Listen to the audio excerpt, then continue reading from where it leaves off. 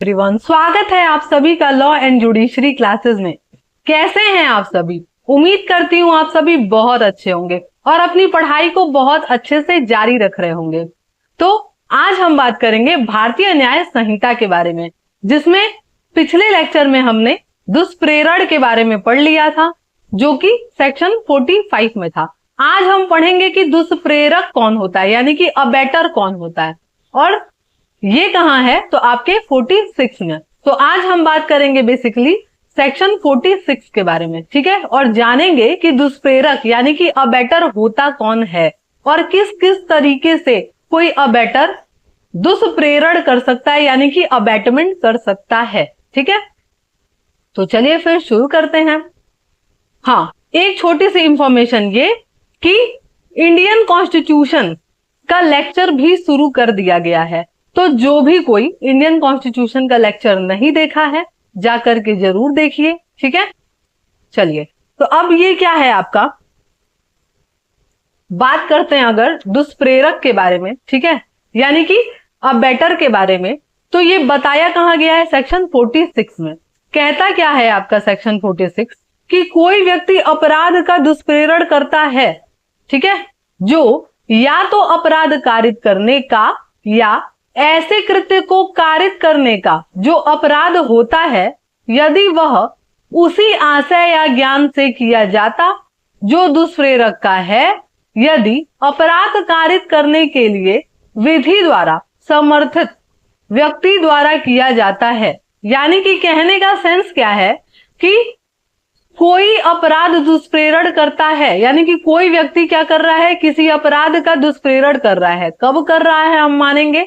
जब या तो वो अपराध कारित हो और वो अपराध है खुद में। जब वो अपराध कारित का मतलब कि वो अपराध हो गया और वो क्या है, खुद में एक अपराध है, या सेम उसका इंटेंशन है या नॉलेज है, ठीक है, जो दुष्प्रेरक का है, तो भी हम क्या मानेंगे कि वो दुष्प्रेरण कर रहा है। और यदि अपराध कारित करते समय विधि द्वारा समर्थ व्यक्ति द्वारा किया जाए, यानी कि ये साधारण नियम है कि भाई जो सेम इंटेंशन दुष्प्रेरक का है वही सेम इंटेंशन इनका भी होना चाहिए जो कर रहे हैं, या विधि की दृष्टि में जो ऐसा दुष्प्रेरण दे रहा है वो क्या हो, विधि की दृष्टि में सक्षम होना चाहिए। तो हम क्या मानेंगे कि आप दुष्प्रेरक कर रहे हैं, आप दुष्प्रेरक हैं। ठीक है, अभी ऐसे नहीं समझ में आया होगा। कहने का सेंस अगर सिंपल भाषा में समझा जाए तो दुष्प्रेरक कौन है? जो किसी काम को करने के लिए उकसाता है, किसी को षड्यंत्र में शामिल करता है या सहायता करता है, वो क्या है, दुष्प्रेरक है। ठीक है, मतलब जो दुष्प्रेरण देता है वही क्या है, दुष्प्रेरक है। ठीक है, अगर सिंपल भाषा में समझा जाए तो। ठीक, अब इस चीज को समझाने के लिए इसमें कुल 5 स्पष्टीकरण दिए गए हैं। ठीक है, कितने? 5। ठीक है, 5 एक्सप्लेनेशन दिए गए हैं, जो कि क्या करता है, इसको और अच्छे से क्लियर करता है, समझाता है कि आखिर ये जो दुष्प्रेरक है ये है कौन और वो क्या क्या कर सकता है और कब कब किस किस कंडीशन में हम उसको अबेटमेंट के दोषी मानेंगे। ठीक है, तो पहला आपका स्पष्टीकरण क्या कह रहा है? पहला स्पष्टीकरण कह रहा है आपका कि किसी कार्य के अवैध लोप का दुष्प्रेरण अपराध की कोटि में आ सकेगा, चाहे दुष्प्रेरक का उस कार्य को करने के लिए वह स्वयं आबद्ध न हो। कहने का सेंस क्या क्या कह रहा है कि अवैध लोप भी दुष्प्रेरक की कोटि में आ सकेगा। जैसे कि मान लीजिए कि कोई पब्लिक सर्वेंट है और उसको कोई जिम्मेदारी दिया गया है कोई काम करने के लिए, ठीक है, और वो पब्लिक सर्वेंट जो है को कोई उकसा रहा है कि भाई ये तुम काम ना करो, बदले में हम तुमको इतने पैसे देंगे। आप क्या कर रहे हैं, उससे अवैध लोप करा रहे हैं। लोप का मतलब ही होता है कि जिस काम को करने के लिए कहा गया है और आप नहीं करें, वो क्या है, लोप है। ठीक है, तो क्या कह रहा है कि अवैध लोप करने के लिए भी आप कह रहे हैं तो भी हम क्या मानेंगे कि आप दुष्प्रेरण कर रहे हैं, आप दुष्प्रेरक हैं। ठीक है, पहला क्लियर हुआ। दूसरा क्या कह रहा है कि दुष्प्रेरण का अपराध गठित होने के लिए यह आवश्यक नहीं है कि दुष्प्रेरित कार्य किया जाए या अपराध गठित करने के लिए अपेक्षित प्रभाव कारित हो। देखिए, 2 चीजें कह रहा है स्पष्टीकरण नंबर 2 में। पहली चीज क्या कह रहा है कि यह आवश्यक नहीं है कि दुष्प्रेरित कार्य किया जाए, यानी कि जिस चीज के लिए दुष्प्रेरण दिया गया था, अब ये दुष्प्रेरण कैसे दिया जाता है, कल के लेक्चर में मैंने बताया है कि दुष्प्रेरण क्या है। ठीक है, अगर किसी ने नहीं देखा है तो उसको जा करके पहले आप एक बार देख लीजिए, क्योंकि इससे सीधे सीधे आपके लॉन्ग आंसर टाइप क्वेश्चन बनते हैं। तो आपके एग्जाम के पॉइंट ऑफ व्यू से या फिर आप किसी कंपटीशन की तैयारी कर रहे हैं उसके लिए भी मोस्ट इंपॉर्टेंट सेक्शन है ये। ठीक है, आता ही आता है एग्जाम में, तो इसको ध्यान से समझिए एक एक चीज को कि ये कह क्या रहा है। ठीक है, तो क्या कह रहा है भाई कि कोई दुष्प्रेरण कर रहा है तो ये आवश्यक नहीं है कि वो काम किया ही जाए या जो वो चाह रहा था वैसा कुछ हो जाए। कहने का सेंस क्या, अब दृष्टांत आपको समझाएगा इन दोनों पार्ट को। पहला चीज क्या कि जरूरी नहीं है कि वो जो काम वो कह रहे थे वही हो, या दूसरी चीज कि जैसा वो इंपैक्ट चाह रहे थे, जिस चीज के लिए वो दुष्प्रेरण दिए थे वही सेम चीज निकले। जैसे कि मान लीजिए कि कोई किसी को बोला कि भाई ए जो है, मान लीजिए ए जो है बी को बोला कि तुम जा करके सी को मार दो। ठीक, ये क्या कर रहा है, बी को उकसा रहा है ना, उकसा ही रहा है कि कह रहा है कि जाओ जाके सी को मारो, बदले में हम तुमको 5 लाख रुपए देंगे। ठीक, इनके उकसाने पे बी जो है चला गया सी को मारने, मारा। ठीक है, लेकिन ये क्या हुआ, ठीक हो गया। ठीक है, चोट तो लगा भाई, चाकू वाकू घुसा दिया पेट में, लेकिन इलाज हुआ, ठीक हो गया। तो क्या वो अबेटमेंट के दोषी नहीं होंगे? तो भी होंगे। ठीक है, क्यों, भले ही वो मारने के लिए कहे थे और वो नहीं मरे, पर काम तो किया गया ना आपके कहने पे। काम नहीं भी किया जाता तो भी आप दोषी होते। ठीक है, ये अभी एक्सप्लेनेशन जो आपका एक्सप्लेनेशन है वो क्लियर करेगा इस चीज। ठीक, तो समझ में आया कि भाई कैसे कह रहा है कि परिणाम जरूरी नहीं है कि वही निकले। ठीक है, हत्या करने के लिए कहे थे तो जरूरी नहीं है कि वो मर ही जाए, ठीक भी हो सकता है, तो भी आप दुष्प्रेरण के दोषी होंगे, यही कह रहा है। अब जैसे ही हम लोग अभी दृष्टांत पढ़ेंगे तो वो क्लियर हो जाएगा आपका क्या कह रहा है। पहला आपका दृष्टांत क्या कह रहा है कि ग की हत्या करने के लिए ख क को उकसाता है, ख वैसा करने से इनकार कर देता है, क हत्या के लिए ख के दुष्प्रेरण का दोषी है। ठीक है, क ख ग है ना, बहुत प्रॉब्लम होती होगी समझ में आने में, इसको हम आसान बनाते हैं। क्या कह रहा है, देखिए कह रहा है कि क जो है यानी कि ए, हम इसको ए बी सी कर लेते हैं, इजी हो जाएगा। ठीक है, ए जो है क्या कर रहा है, बी को उकसा रहा है, किसको मारने के लिए, सी को। ठीक है, उकसाया, लेकिन बी क्या कहा, बोला कि नहीं करेंगे। ठीक है, नहीं किया। यहां पे क्या ए किसी बात का दोषी होगा? होगा, दुष्प्रेरण के अपराध का दोषी होगा, हत्या के दुष्प्रेरण का। लिखा है ना यहाँ पे कि क जो है ख को दुष्प्रेरित करने का दोषी होगा, और कैसा दुष्प्रेरित, हत्या के अपराध का।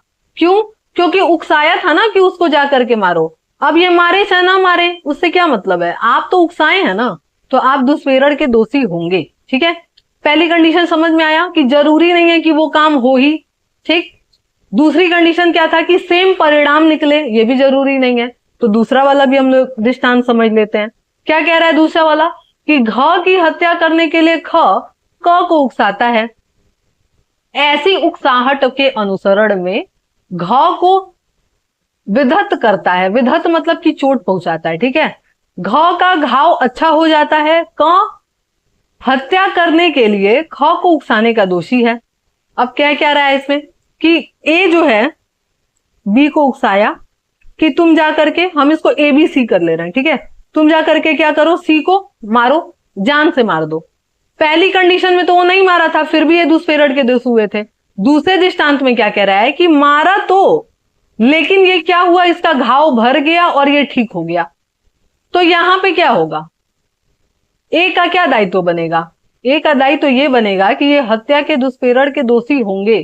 क्यों होंगे, भले ही वो नहीं मरा है, फिर भी आप काम तो वही कराए हैं ना सामने वाले से, अब वो बच गया, वो उसका भाग्य। ठीक है, दोषी तो आप होंगे। क्लियर, समझ में आया ये चीज।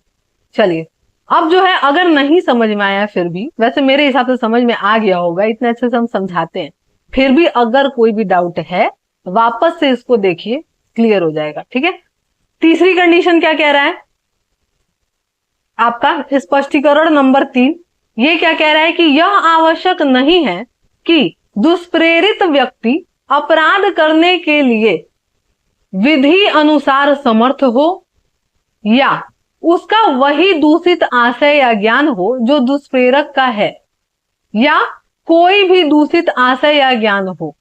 क्या रहा है ये? पहले कंडीशन, इसमें 3 कंडीशन बताया है। पहली कंडीशन, विधि के अनुसार समर्थ हो, जरूरी नहीं है कि विधि के अनुसार वो समर्थ हो। दूसरी कंडीशन क्या कह रहा है कि उसका भी सेम इंटेंशन और नॉलेज हो।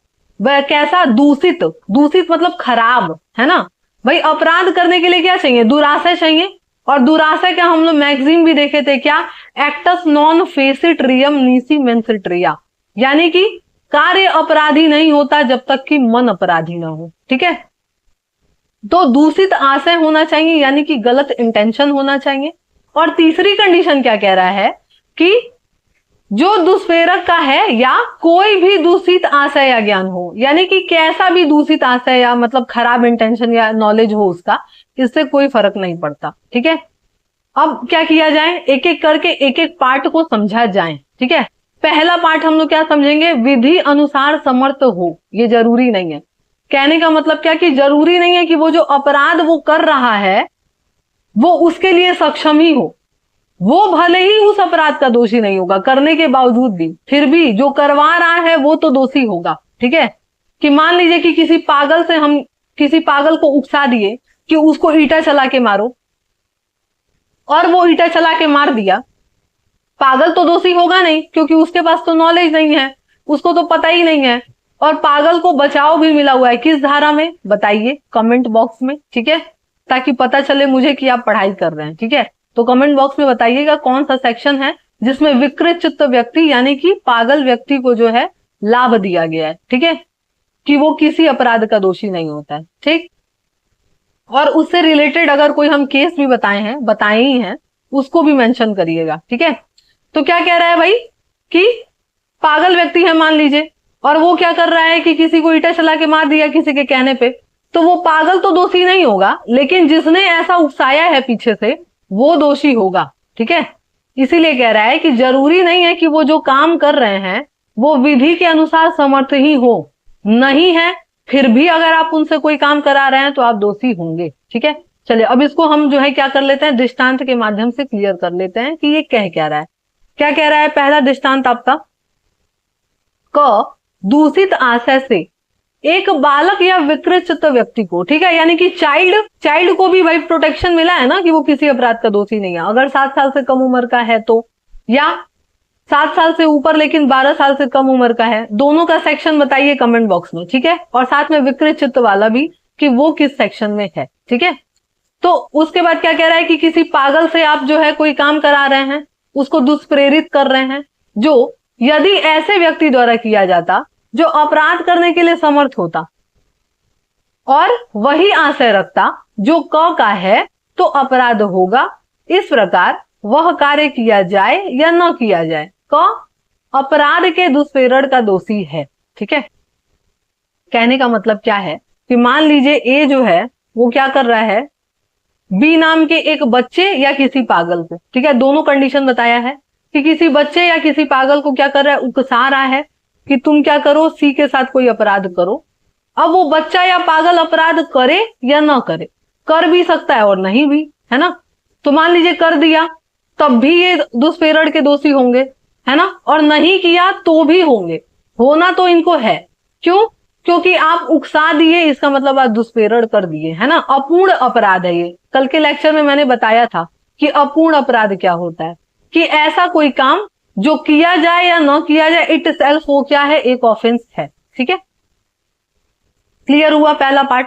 फिर एक और दृष्टांत आप देखिए देखिए हमारी विधि कितनी अच्छी है, कानून कितना अच्छा है कि उन पर जो बात कहता है उसको अच्छे से एक्सप्लेन करता है, एग्जाम्पल देकर के, स्पष्टीकरण देकर के, है ना। क्या कह रहा है दूसरा, यह की हत्या करने के आशय से ख को, जो 7 वर्ष से कम आयु का बालक है, वह कार्य करने के लिए क को उकसाता है जिससे य की मृत्यु कारित हो जाए।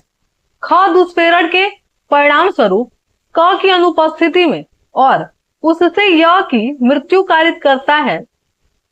यहां यद्यपि ख ने विधि के अनुसार असमर्थ है, मतलब समर्थ नहीं है अपराध करने का, तथापि क उसी प्रकार से दंडनीय है मानो ख वह अपराध करने के लिए विधि अनुसार समर्थ हो और उसने हत्या की है और इसलिए क मृत्यु के दंड से दंडनीय है। अब कहने का मतलब क्या, समझ में तो आया नहीं होगा ये, है ना, क्योंकि विधि का लैंग्वेज थोड़ा टफ होता है, ठीक है, और उसी को आसान बनाने के लिए हम यहाँ बैठे हैं। ठीक, क्या कह रहा है, ABC कर लेते हैं हम लोग। ठीक, क्या कह रहा है, मान लीजिए ए जो है वो क्या कर रहा है, बी को, जो कि 7 ईयर से कम उम्र का बच्चा है, ठीक है, क्या कर रहा है, इसको उकसा रहा है कि तुम जा करके क्या करो, सी को मार दो। ठीक, अब बी क्या करता है, जो कि 7 साल से कम उम्र का बच्चा है, ए की अनुपस्थिति में, जब ए नहीं है तब सी को मार देता है। यहां पे दोषी कौन कौन होगा, ए तो दोषी होगा क्योंकि वो हत्या के दुष्प्रेरण का दोषी है, क्योंकि उसने उकसाया, ठीक है, मृत्यु का तो इसको सजा मिलेगा भाई। लेकिन बी को क्या कोई सजा मिलेगा, नहीं मिलेगा। क्यों नहीं मिलेगा, क्योंकि भाई 7 साल से कम उम्र का बच्चा किसी अपराध का दोषी नहीं होता है ना, और आपको सेक्शन बताना है कि कहां ये कहा गया है। ठीक, क्लियर हुआ ये सेक्शन और ये पार्ट। लास्ट क्या कह रहा है आपका दृष्टांत, कह रहा है कि ख को एक निवास में आग लगाने के लिए क उकसाता है। ख चित्त विकृति के परिणाम स्वरूप उस कार्य की प्रकृति को जो वो कुछ कर रहा है वह दोषपूर्ण है या विधि के प्रतिकूल है जानने में असमर्थ है। उकसावे के परिणाम स्वरूप आग लगा देता है। ख कोई अपराध नहीं किया, किंतु क एक निवास गृह में आग लगाने के लिए दुष्प्रेरण का दोषी है, ठीक है, और दंडनीय होगा। कहने का मतलब क्या कि ए जो है वो क्या कर रहा है, बी को उकसा रहा है, जो कि एक पागल पर्सन है, और क्या कह रहा है कि जा करके सी के घर में आग लगा दो। ठीक है, सी के घर में आग लगा दो। अब ये क्या किए, जा करके आग लगा दिए। बी क्या दोषी होगा किसी बात का, नहीं होगा। क्यों नहीं होगा, क्योंकि ये पागल है।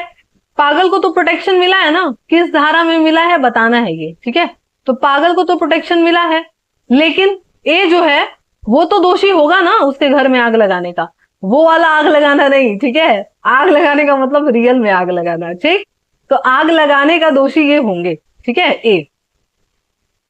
समझ में आया।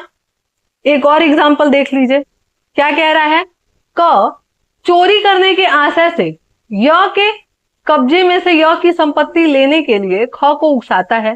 ख को यह विश्वास करने के लिए उत्प्रेरित करता है कि वह संपत्ति उसी की है। ख ये विश्वास करने में क की संपत्ति है, य के कब्जे से सद्भाव पूर्वक ले लेता है। ख इस भ्रम के अधीन कार्य करते हुए उसे बेईमानी से नहीं लेता है, इसलिए चोरी नहीं करता, किंतु क चोरी के दुष्प्रेरण का दोषी है और उसी दंड से दंडनीय है मानो ख ने चोरी की हो।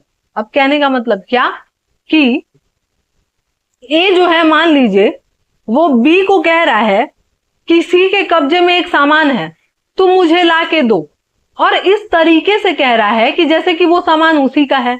अब बी बेचारा जानता नहीं था, उठा करके लाके इनको दे दिया। बेईमानी पूर्ण आशय नहीं है ना बी का, वो तो यही समझ रहा है कि भाई जैसे मान लीजिए कि आपसे कोई शादी ब्याह में आप गए, कोई आंटी आपको दिखी, आंटी बोली बेटा वो जरा पर्स उठा लाना। अब आपको क्या लगेगा कि आंटी का ही पर्स है तभी तो मांग रही हैं, आप ला के दे दिए। अब वो किसी और का पर्स आपसे उठवा ली तो चोरी तो कराई है, क्योंकि चोरी की आवश्यकता तो फुलफिल हो रहा है, लेकिन आप फिर भी चोरी के दोषी नहीं होंगे, चोरी के अपराध का। क्यों, क्योंकि आपने तो चोरी नहीं किया है ना, आपने तो गुड फेथ में सद्भाव से वो काम किया है। चोरी का कौन दोषी होगा, वो आंटी दोषी होगी जिसने ऐसा काम कराया है। सिमिलर चीज यहां भी कह रहा है कि ए बी को भाई बोला कि भाई जाओ जा करके सी के पास एक प्रॉपर्टी है, कुछ सामान है, उसको उठा के लाओ। ये सद्भाव से गए और जाकर के उठा के लाके दे दिए। अब यहाँ पे ए दोषी तो होगा। क्यों होगा, क्योंकि आपने उससे गलत काम कराया है। बी को तो पता ही नहीं था, वो तो भ्रम के अधीन था, ठीक है, तो ये चोरी के दोषी होंगे। क्लियर हुआ कि सेम इंटेंशन हो जरूरी नहीं है, समर्थ हो ये भी जरूरी नहीं है, ठीक है, और सेम इंटेंशन और नॉलेज हो ये भी जरूरी नहीं है। तीनों चीज क्लियर हुआ। चलिए नेक्स्ट हम लोग बढ़ते हैं कहां, आपका स्पष्टीकरण नंबर 4 पे। अब स्पष्टीकरण नंबर 4 क्या कह रहा है कि अपराध का दुष्प्रेरण, अपराध के होने के कारण ऐसे दुष्प्रेरण का दुष्प्रेरण भी अपराध है। यानी कहने का मतलब क्या, स्पष्टीकरण कह रहा है कि दुष्प्रेरण का दुष्प्रेरण भी अपराध है ना। इसको हम लोग क्या करेंगे, दृष्टांत से समझेंगे। ठीक, क्या कह रहा है, ग को य की हत्या करने के लिए ख को क उकसाता है, तद अनुसार य हत्या करने के लिए ख को उकसाता है, और ख के उकसाने के परिणाम स्वरूप ग उस अपराध को करता है। ख अपने अपराध के, हत्या के दंड से दंडनीय है, और क ने उस अपराध को करने के लिए ख को उकसाया था, इसलिए क भी दंडनीय है। समझ में नहीं आया होगा, है ना। चलिए इसको हम क्लियर करते हैं। क्या कह रहा है कि मान लीजिए ए जो है वो बी को क्या कर रहा है, उकसा रहा है, कि बी क्या करे, सी को उकसाए कि डी को मार दे। वापस से बता दे रहे हैं, ए जो है क्या कर रहा है, बी को उकसा रहा है कि तुम जाओ सी को उकसाओ कि वो डी को मार दे। ठीक है, यहां पे क्या हो रहा है, एक दुष्प्रेरण हुआ, दूसरा दुष्प्रेरण हुआ, है ना, कि दुष्प्रेरण का दुष्प्रेरण भी क्या है, अपराध है। यही कह रहा है। यहां पे क्या होगा, ये तीनों और ये भाई दंडनीय होंगे। ठीक, ये तीनों क्या होंगे, दंडनीय होंगे डी के खिलाफ। ठीक, क्लियर। पांचवा हम लोग देख लेते हैं। पांचवा क्या कह रहा है कि षड्यंत्र द्वारा दुष्प्रेरण का अपराध करने के लिए यह आवश्यक नहीं है कि दुष्प्रेरण उस अपराध को करने वाले व्यक्ति के साथ मिलकर के उस अपराध की योजना बनाए। यह पर्याप्त है कि षड्यंत्र में सम्मिलित हो जिसके अनुसरण में वो अपराध किया गया। यानी कि कह क्या रहा है कि जरूरी नहीं है कि जो दुष्प्रेरण दे रहा है वो सबको जानता हो जो उस षड्यंत्र में शामिल है। जैसे कि मान लीजिए आपराधिक षड्यंत्र होता क्या है कि भाई दो या दो से अधिक व्यक्ति क्या किए, किसी वैध काम को अवैध साधन द्वारा, या किसी अवैध साधन को, अवैध काम को वैध साधन द्वारा करने या कराने को सहमत होते हैं, तो इसी को हम क्या कहते हैं, आपराधिक षड्यंत्र। ठीक, तो अब आपराधिक षड्यंत्र का क्या मतलब कि भाई दो लोग मिल करके कुछ बात किए कि हम क्या करेंगे, भारत सरकार के खिलाफ युद्ध छेड़ेंगे। ठीक, अब कह दिया भारत सरकार के खिलाफ युद्ध छेड़ेंगे, दो लोग तो बात किए। अब वो क्या किया कि भाई ए बी से बात किया, बी को जिम्मेदारी दिया कि तुम क्या करो, लोगों को इकट्ठा करो, कोई गोला बारूद बनाएगा, कोई हथियार इकट्ठा करेगा, कोई लोगों को इकट्ठा करेगा। अब ए जो है वो सबको तो जान नहीं रहा है, फिर भी जितने तरीके के काम होंगे सबके वो दुष्प्रेरण का दोषी होगा। यही कह रहा है कि जरूरी नहीं है कि साथ में बैठ करके सब योजना बनाएं, नहीं भी बनाए हैं लेकिन फिर भी उस काम में सम्मिलित हैं, तो हम क्या मानेंगे कि आप उस काम का दुष्प्रेरण किए हैं। ठीक है, अब हम लोग क्या कर लेते हैं, एक एग्जाम्पल से समझ लेते हैं इस चीज को। क्या कह रहा है एग्जाम्पल आपका, कि य को विष देने के लिए क योजना बनाता है ख से मिलके। ठीक है, ख के साथ मिलकर के यह सहमति हो जाती है कि विष क देगा। ख तब तक वर्णित करते हुए ग को योजना में समझा देता है कि तीसरा व्यक्ति विष देगा, किंतु क का नाम नहीं लेता। ग विष उपाप्त करता है, उपाप्त मतलब प्राप्त करना, के लिए सहमत हो जाता है और उसे उपाप्त करके समझाए गए प्रकार से प्रयोग में लाने के लिए ख को परिदप्त करता है, यानी कि दे देता है। क विष देता है, परिणाम स्वरूप य की मृत्यु हो जाती है। यहाँ यद्यपि क और ग ने मिल करके षड्यंत्र नहीं रचा है, तो भी ग उस षड्यंत्र में सम्मिलित रहा है जिसके अनुसरण में य की हत्या की गई है। इसलिए ग इस धारा की परिभाषा के अंतर्गत अपराध किया है और हत्या के लिए दंडनीय है। कहने का मतलब क्या, इसको हम क्लियर कर दे रहे हैं। मान लीजिए ए जो है बी के साथ मिल करके योजना बना रहा है कि डी को मारना है। ठीक है, अब कह रहा है कि मारेंगे कैसे, तो कह रहा है जहर दे करके मारना है। ठीक है, तो बी से कह रहा है कि भाई तुम जहर का इंतजाम करो। ठीक है, अब ये क्या किए, सी को बोले कि भाई तुम जहर खरीद के लाना। यहां सी ए को नहीं जान रहा है, फिर भी इस षड्यंत्र में शामिल हो गया ना। सी जहर खरीद के लाया, बी को पकड़ाया, बी ए को दे दिया कि तुम क्या करो, डी को दो। अब डी क्या किया, पी लिया और मर गया। भाई उसके खाने में मिला दिया और पिला दिए, मर गया। तो अब खिला दिए तो सी तो जानता नहीं था, फिर भी दुष्प्रेरण के तो दोषी होंगे ना ये सारे, कि काम तो वही हुआ ना जो आप चाह रहे थे, हो गया काम। ठीक है, तो आप दुष्प्रेरण के दोषी हो जाएंगे, यही कह रहा है। क्लियर हुआ। अब वापस से हम लोग जो है इस सेक्शन को समझते हैं, ठीक है, जो 46 है अपना। ठीक,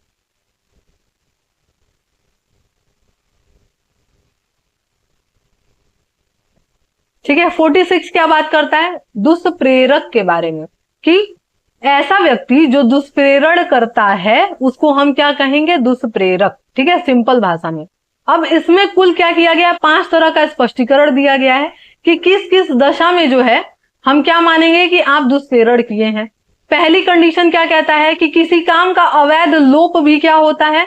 दुष्प्रेरण की कैटेगरी में आता है ना, कि किसी काम को करने के लिए कोई वैध रूप से प्राधिकृत था, आप उसको मना कर दिए वो काम करने से, तो आप उकसाने द्वारा दुष्प्रेरण कर दिए, है ना। एग्जाम्पल हम समझाए थे। दूसरी कंडीशन क्या था कि ये आवश्यक नहीं है कि जो काम कहा गया है करने के लिए वही हो, है ना, या वही सेम परिणाम निकले। जिसमें हम बताए थे कि ए बी को उकसाता है कि तुम सी को मारो, वो मना कर देता है नहीं मारेंगे, फिर भी ये दुष्प्रेरण के दोषी हो गए।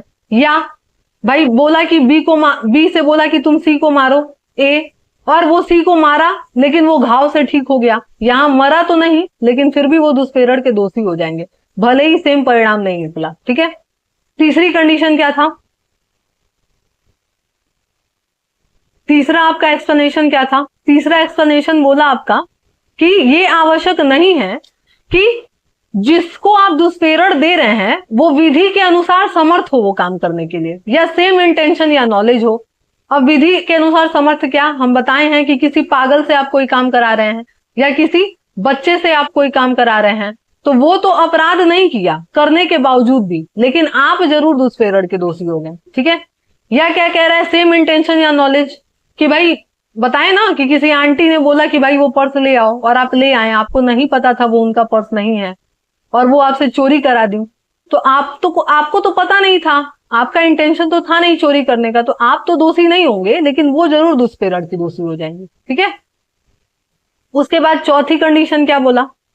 चौथा कंडीशन बोला दुष्प्रेरण का भी दुष्प्रेरण हो सकता है, कि हम बताए हैं कि ए बी को उकसाता है कि तुम सी को उकसाओ कि वो डी को मारे, है ना, तो ये क्या है? दुष्प्रेरण का दुष्प्रेरण हो गया। ठीक। पांचवी कंडीशन क्या कह रहा है कि षड्यंत्र द्वारा दुष्प्रेरण में ये जरूरी नहीं है कि जो षड्यंत्र करा रहा है या जो दुष्प्रेरण दे रहा है वो सबको जानता हो, जो भी उस काम में सम्मिलित है। कैसे? हम बताए हैं कि भाई ए जो है बी को कहता है कि तुम विष का इंतजाम करो, विष मतलब जहर का इंतजाम करो, क्योंकि उसको डी को मारना है जहर दे करके। अब वो सी से जहर मंगा लेता है, सी भी तो शामिल हो गया उसमें, लेकिन ए तो उसको जानता नहीं है, फिर भी ए क्या है? दुष्प्रेरण का दोषी होगा। और किस चीज का? हत्या के दुष्प्रेरण का दोषी होगा, डी के, क्योंकि डी को जहर दिया जाता है और वो मर भी गया, है ना। नहीं मरता तो भी दोषी होते, मर गया है तब तो होंगे ही होंगे। ठीक है, समझ में आ गया होगा। ठीक है, तो चलिए फिर उम्मीद करते हैं आपको लेक्चर पसंद आया होगा। अगर पसंद आया है तो लाइक जरूर करिएगा, चैनल को सब्सक्राइब करिए और ज्यादा से ज्यादा लोगों को शेयर करिए जिसको भी इसकी जरूरत है। और अगर आपको मेरे साथ जुड़ करके पढ़ना है तो बिल्कुल पढ़ सकते हैं। कई सारे वीडियो में मैंने बताया है ये कि भाई आप क्या करना है, डिस्क्रिप्शन बॉक्स में नंबर है, वहां कॉल या मैसेज कर सकते हैं और क्लासेस ज्वाइन कर सकते हैं। ठीक है, तो चलिए फिर मिलते हैं नेक्स्ट क्लास में।